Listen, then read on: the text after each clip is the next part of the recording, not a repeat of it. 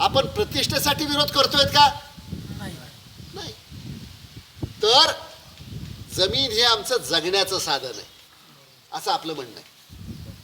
आणि आम्हाला ताटावरून उठवायचं काम करू नका एवढंच आपलं म्हणणं आहे.